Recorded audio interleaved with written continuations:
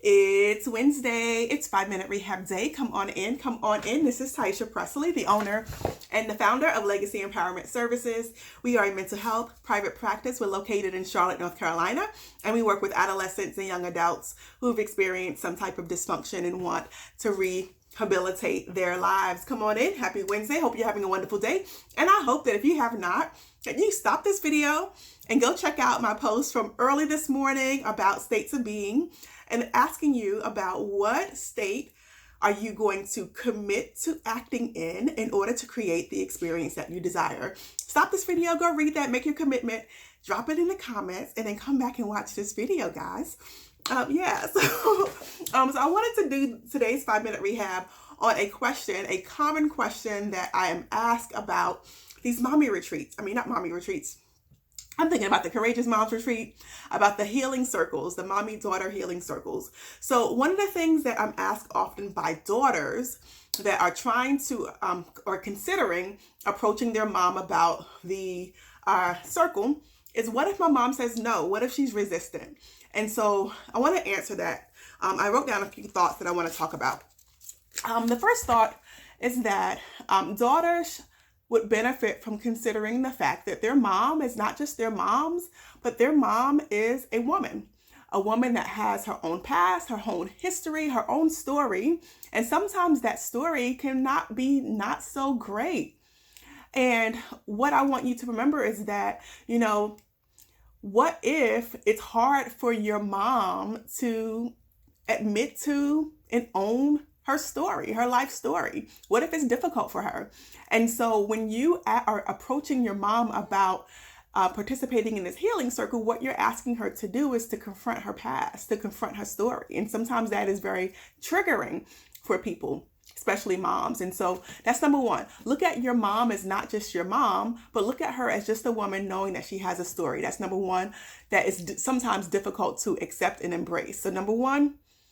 Number two is, when you are triggered, what happens? You enter into that whole stress response, that fight, flight, freeze, right? So sometimes moms may be a little bit more resistant to doing something that triggers them, because that's how our brain is supposed to do. It's supposed to keep us alive and keep us safe, right? So they might fight, they might run, they might just not even acknowledge that we asked them. And all of that is because of that way that our brain is set up. And that's okay, because that's where your mom is. So accepting the fact that she might be triggered, and it doesn't mean that it's something about you. So don't internalize her response. It's something about her. That's something in her that she has to learn to accept and embrace. Okay. So when we are triggered, the thing that we need most is emotional safety. We need someone. If we can't create it ourselves, we need someone to create that emotional safety for it. Like, I have this 1-year-old. When my 1-year-old is distressed, she's crying, she's having a tantrum, whatever 1-year-olds do. Well, I haven't entered the tantrum stage yet. But when my child is distressed, what do? I create safety for her by picking her up, rocking her, maybe singing to her, reading to her, but I create emotional safety. So you have to ask yourself, what does emotional safety look like within my relationship with my mom, within that relationship context? What does it look like? How can I create that safety so that my mom will feel more comfortable coming out of that fight, flight, freeze, not fighting me, but working with me as an ally, as a collaborator, so that we can discuss what we need to discuss so that we can move forward.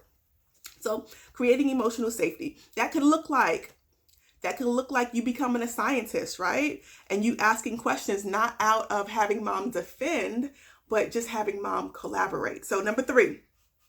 So at the end of the day, moms can say no to this process.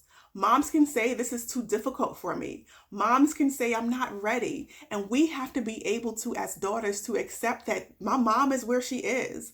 And that is sometimes difficult. It is sometimes very inconvenient, especially when you're trying to heal and you're trying to grow, and you believe that you need that feedback from your mom in order to move along in your own process.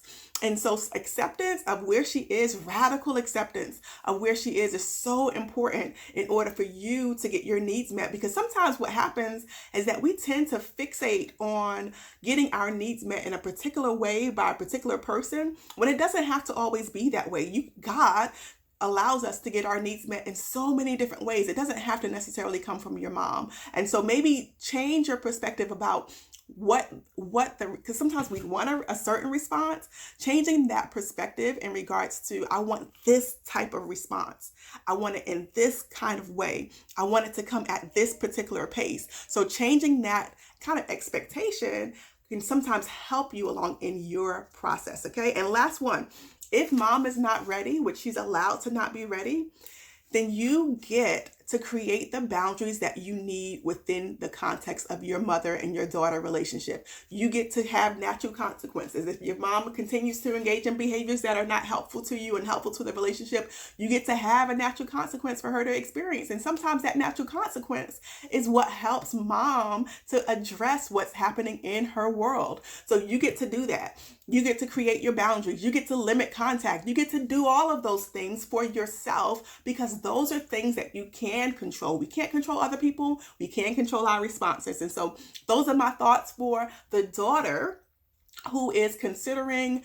asking her mom to participate in the mother-daughter healing circles and may think that mom may be resistant. Those are my thoughts. I want you to drop your thoughts for this particular question in the comments below. And as always, I will see you next time. Bye-bye.